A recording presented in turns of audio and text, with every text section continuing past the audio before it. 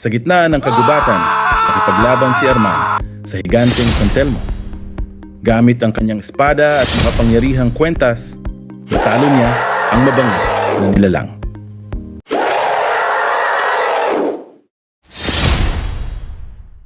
Ngunit ang panganib ay hindi nagwawakas.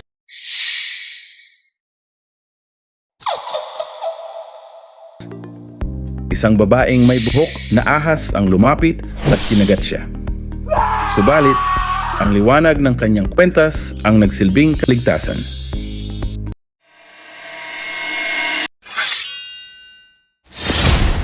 Sa kaharian ni Anastasia, hinarap niya ang mga itim na ninja. Sa pamamagitan ng tapang at husay, siya ang naging biktor. Loob ng madilim na kuweba, tanging ang liwanag lamang ng kanyang kwentas ang nagsisilbing liwanag at gabay sa kanyang patuloy na paglalakbay.